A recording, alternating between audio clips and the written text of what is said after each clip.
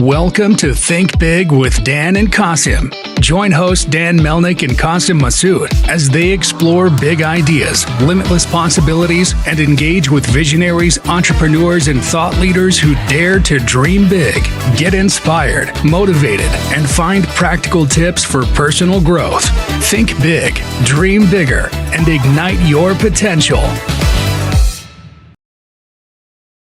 All right, welcome to Think Big with Dan and Qasim, and our guest today is Dawn Kennedy. So, Dawn, you can go ahead and introduce yourself. Tell us where you live and what you do for a living. Thank you so much. So I'm Dawn Kennedy. I am an attorney and a business owner with Convoy Road Coffee Roasters. I'm CEO there, and I'm also a business consultant. So I do a couple different things. I don't think I've ever been able to just pick one thing and stay in my own lane. Awesome. So, how did you get started in your career? Like, what made you want to be an attorney? You mentioned like a business owner. Like, how did that all get started for you? I want to say since I was very young, I wanted to be an entrepreneur. I wanted to have a business. I don't think I had any aspirations of any kind of specific business, but I wanted to create something of my own. I wanted to be able to bring something that I did. And, you know, it's funny. We've actually been in entrepreneurship for quite a while. I've actually bought and sold a few other businesses, and I've started a few other businesses. So the business ownership thing, I think, was just part of a desire that I've had since I was a kid. What made me want to do what I do now, I think I just kept following kind of threads of interest. And, you know, the thread of interest that led me to law school, I'm actually a mid-career JD. So I went to law school when my kids were in high school. I just had decided that, you know, I was ready to pursue my education, and I just went to law school. I passed the bar at 44, became an attorney, and working as an attorney, I was working with small business owners and I was helping them with different things. And I realized that I really enjoyed helping people with their businesses building legacies, right? So making sure that they had good, strong foundation, and that, you know, on the legal side, there's parts of it, but then on the other side, it's making sure you're running your business day to day in a way that's supportive. And that kind of morphed in that way. Well, my husband got some coffee beans and a tabletop coffee roaster for Christmas in 2020. And I'll never do that again, by the way. And, you know, his passion is coffee. He's been chasing the perfect cup for 30 years. He used his tabletop roaster. He got really good at it. And in January of 21, I bet him $1 that I could sell it on Facebook. So we did. And from there, about 4 months later, we decided that we were going to go commercial with it. And we've been doing that for about 2.5 years. So, are you selling all direct to consumer, or do you have a physical store? Like, what does that look like? Yeah, so great question. We have actually 7 lines of revenue. So we serve 7 different ways. We do have a physical store that's open to the public a couple days a week. We do manufacturing and production. We're a USDA manufacturer. So we sell wholesale. We do sell some retail. We're in some grocery stores. And then we also sell to restaurants so that they can brew our coffee by the cup. We sell to caterers and things like that. We do coffee bars and catering. So we can do event stuff. So just about any way I can sell you a bag or a cup of coffee, I'm probably going to go for it. But the thing is we don't flavor our coffee, and I am no barista. So you're not going to be able to get me to make you like a frappe or a latte or something. It's just coffee or iced coffee is all we do. And we do a lot of it. So, where is your location based? Like, where's the store or coffee shop located? Yeah, so our roastery is in Van Wert, Ohio. We have a couple of roasters now. We are fully licensed commercial operation. And we also, though, are in Tiffin, Ohio, and we're probably going to expand to opening a second roastery there. So, where is that exactly? Like, you know, I mean, I'm originally from Chicago, so I know the Midwest a little bit, but where is that exactly? Yeah, so you're about 5 hours from me. I've driven to Chicago a few times. If you know where Fort Wayne, Indiana is, if you go east about 30 miles, you're going to run right into south of Highway 30. So, you're on the western tip of Ohio near the Indiana border. Absolutely, yes. And if you look out this window, you'll see soybeans, and that window, you'll see corn. Awesome. So, in terms of your direct to consumer channel, what does that look like for you in terms of e-commerce? Have you, how have you promoted that? You mentioned Facebook, that you had this bet with your husband, which is really cool. So has it been mostly on social media? How have people found out about your business? So interestingly, when we first got started, we didn't want people to just buy coffee from us without trying it. We found that that was kind of a gap in e-commerce. A lot of people can roast and then put it directly out into the marketplace. And when they do that, you don't always know what you're getting. There's several large brands that have done that. So what we started doing is we took little sample cups with us and we would have people taste it. And they would tell their friends and they would tell their friends. And the ordering that started online, especially in the beginning before we were USDA licensed, had to be only in Ohio. So we couldn't even ship outside the state. Well, we get licensed. We decide, well, we're going to be able to sell everywhere now. Isn't this going to be great? And it was very funny. The first people who ordered from us, a lot of them were from this area. Like we shipped to Alaska and we're like, we don't know anybody in Alaska. And we get this sweet little note back that says, I grew up in Convoy, Ohio. I can't believe that this exists around Convoy. This is amazing. So she became a customer of ours because she had that local connection. And that actually happened with quite a few people where it's like they would come and visit us and they would try it, or they would come and visit and they would order it back home. And then they would start doing reorders that way. Well, from there, it just kind of started spreading where people would say things. And we just started kind of getting these random orders from places. And it's like, we really don't run ads and we don't really target outside our local area. We like to kind of be a smaller community roaster. So a lot of it was just really organic about how that goes. But I do have to admit that 24 hours ago, we did open a TikTok shop. And I don't have any data on that yet, but we are doing that. We have decided to go ahead and open that e-commerce a little bit more, but it really was very organic in the beginning. And then it just expanded from there. A friend of mine in North Carolina ended up ordering Christmas baskets from us our very first year and gave it out to all of his neighbors. Like that was his gift. And the next thing I know, I start getting these orders from, these other places. And I realized that the traditional e-commerce coffee roasting, people are really kind of taking a risk unless they've heard from somebody that it's good coffee. The other thing is most roasters who don't do a lot of e-commerce, a lot of times they roast for their own coffee shop. So they'll roast it in the back and they'll make your great drinks up front. And we didn't want to do either of those because I'm not a barista. So, the direct-to-consumer stuff ended up also where like our catered events and doing coffee bars for people. One person orders a coffee bar, 60 people try the coffee. And the next thing we're getting sales that way as well. For sure. Word of mouth and organic growth, I think, is one of the best ways to do it. And I'm looking at your website right now, and it's really cool. You have this hashtag mugshots. Like, what is that all about? Okay, so it actually started as a joke. I almost want to say that some of the greatest things that have happened in our store had happened as a joke. Our top selling morning blend started out because my husband one morning didn't have enough of one kind of bean to make us a pot of coffee. So he mixed the beans together and he was like, wow, this is really good. And so we started selling morning blend and everybody it became a top seller. It was a happy accident is what we call it. So mugshots are kind of a happy accident because a friend of ours was being a little snarky and they took a bag of our coffee with them on vacation, and everywhere that they would stop, they would take a picture of the bag or with a mug, or people were putting us next to their French press on the stove, or they would have a cat mug or a snarky mug or something, and they would start taking pictures with our coffee in there. And so we started calling it mugshots, and we did a contest every month where everybody got to vote, inside the Facebook group, which mugshot was the best mugshot of that month. And then they would get a free bag of coffee. So it became kind of this, it just became kind of this thing. We pursued it because it was fun. There's 2,500 people, I think, in our Facebook group right now. It's not really super huge, but everybody in there, there's no filter. Everybody in there has a lot of fun. There's a lot of memes. There's mugshots. People drop all kinds of just, they find these funky coffee facts and they just feel like everybody else in that group needs to know about them. And that's just kind of how it's been. So it's a community. Again, we're a community roaster. It's kind of a community feel of we're all a little crazy. And if any of us tried to start a day without coffee, we'd all be pending court dates. And that's, I think, how we kind of view the world. On it. Yeah, because it's you can think of it like that way, but you also think of like mugshot as like a picture of a coffee mug. It's like I love kind of the play on words. It's really cool.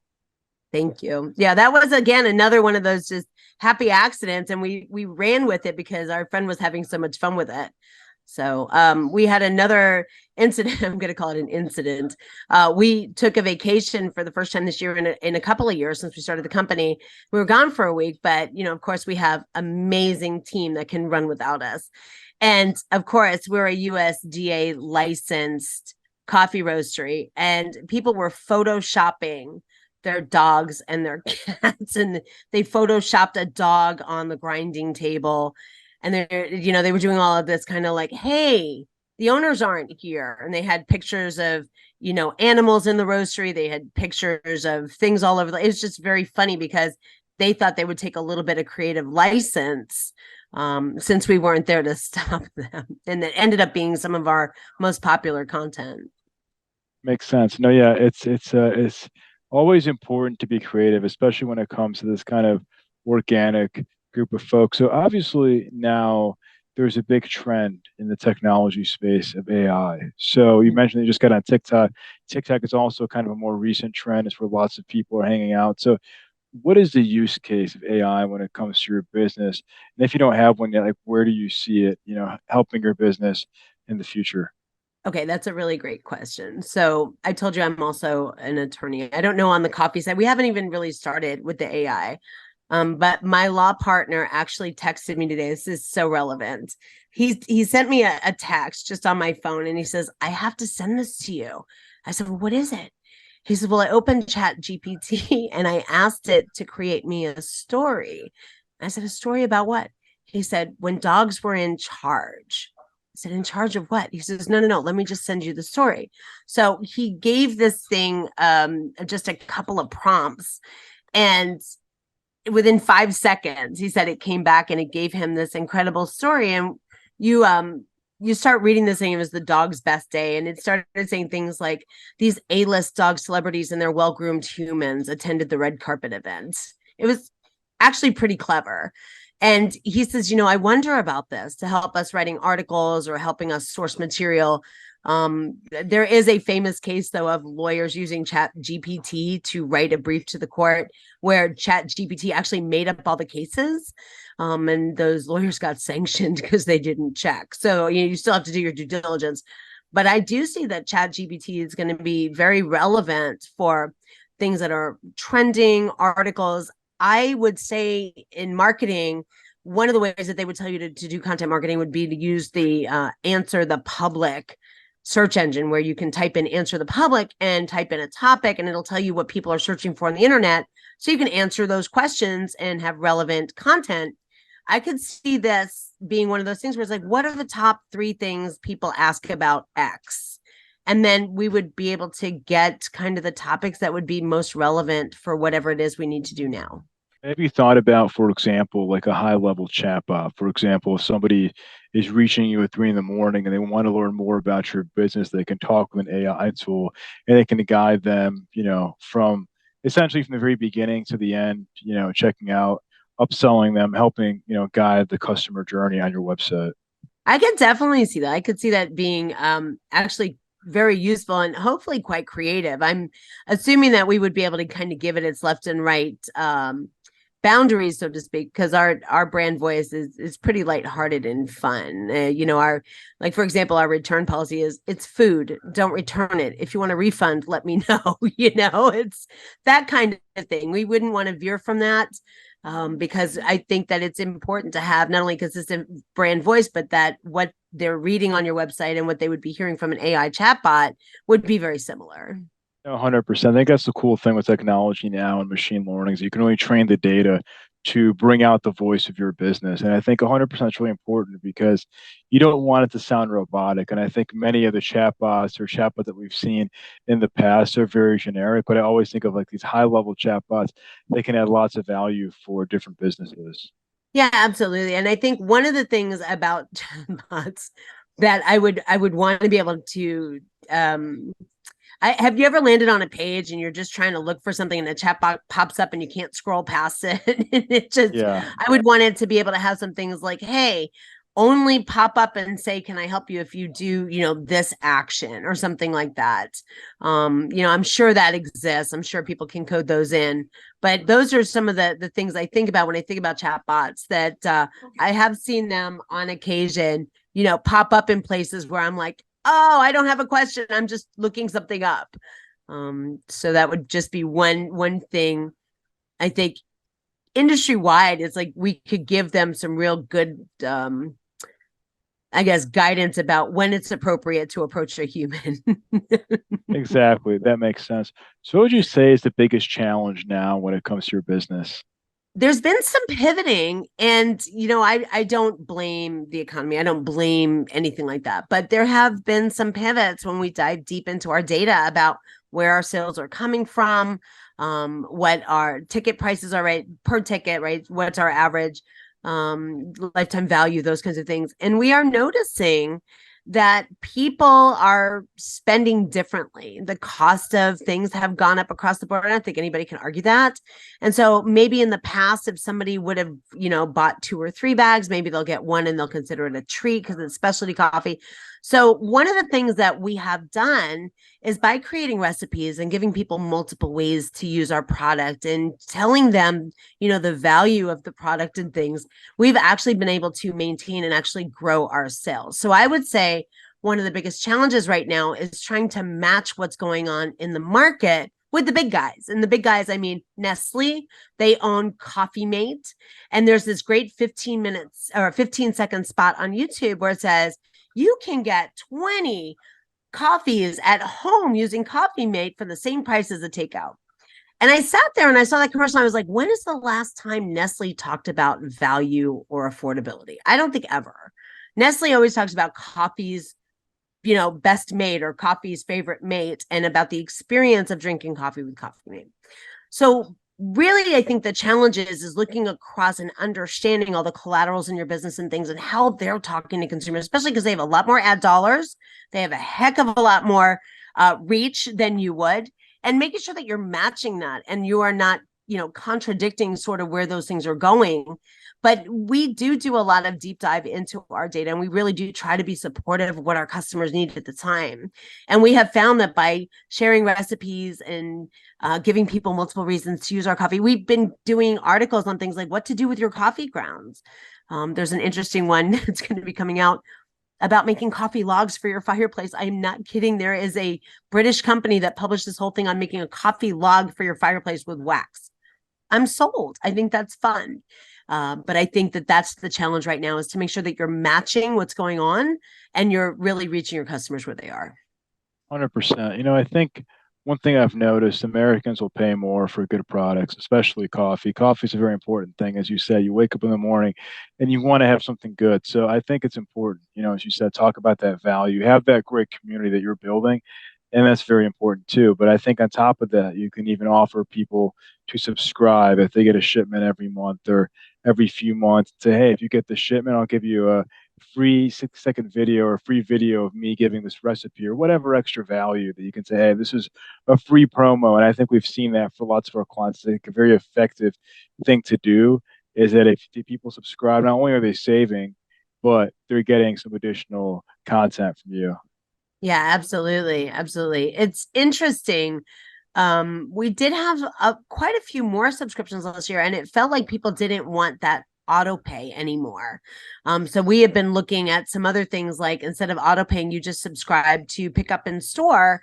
And we're trying to work out the technology on that without having to have you auto pay, but you could actually like pre-order, if that makes sense.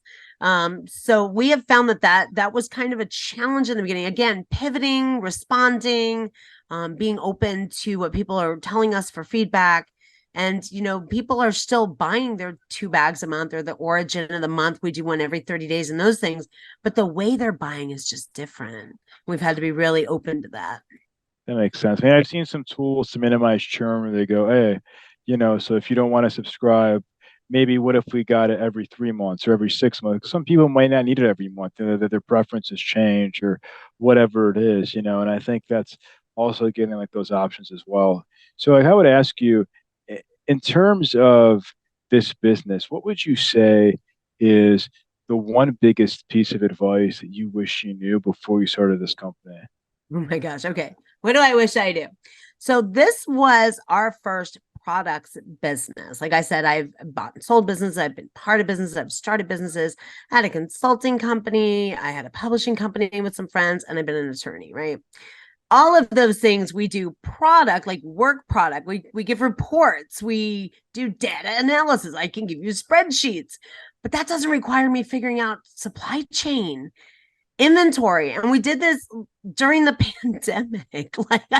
The one thing I wish I would have known before I got started was that there were just a lot of moving parts that were out of your control, and that I needed to absolutely be more adaptable. Like I would get so upset if I had something coming up and like plastic cups were out of stock, and they were for a while, supply chain disruptions.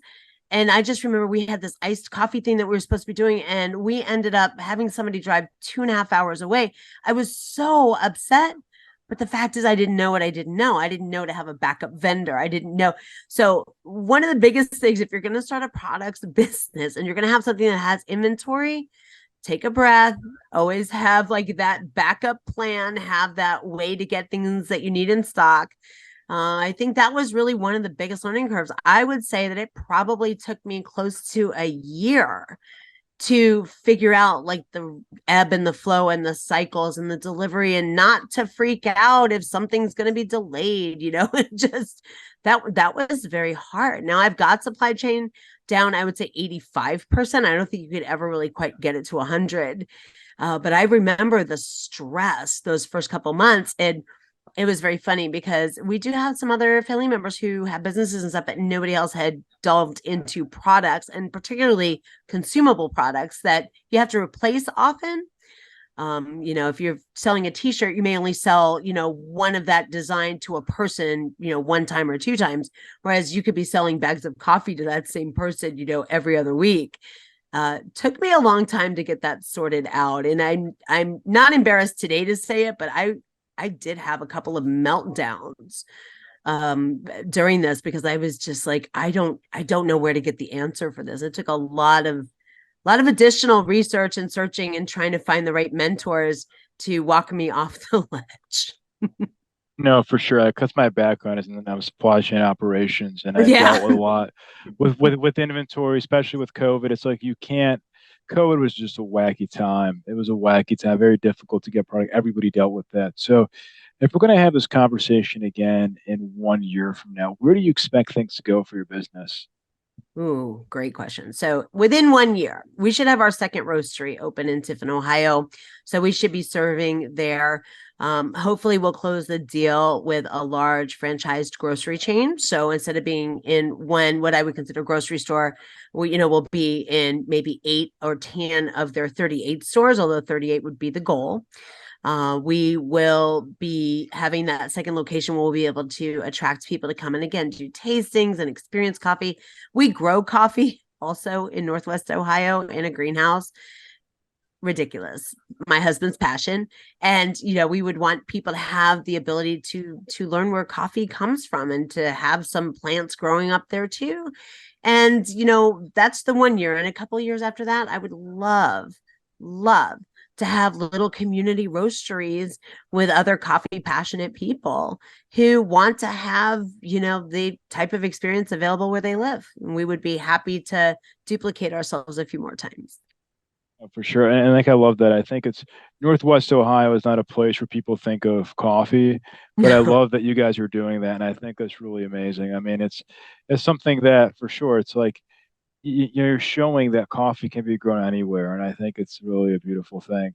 So if somebody watching this wanted to reach out to you, do you mind sharing your website, social media handles, or best ways to get in contact with you? So if you want to get in touch with Convoy Road Coffee Roasters, we're convoyroadcoffee.com. If you want to get in touch with Don K. Kennedy, it's donkkennedy.com. But if you hit me up on social, it's just Don K. Kennedy. If you want to join our Convoy Road Coffee Roasters Facebook group, now the page is tame. The page is professional. If you join the group, there's no filter and the memes fly, but you're welcome there as well. And maybe post a few mug shots. We're okay with that. And yeah, we would love to just hang out with you. I can tell you that on one side of the aisle, I have to be a little more professional, but for the rest of the time, shenanigans just roll around here. And we just absolutely love that. It's awesome. Yeah, I think it's good to have fun. And I think that community aspect is really what's going to take this company to the top. I appreciate that so much. Thank you. Awesome. Well, Dawn, thank you so much for your time. Thanks for joining us. And we're rooting for you. Hopefully, we can chat again in 1 year from now as your company grows and scales. That would be amazing. You hold me accountable so I don't get freaked out over supply chain issues.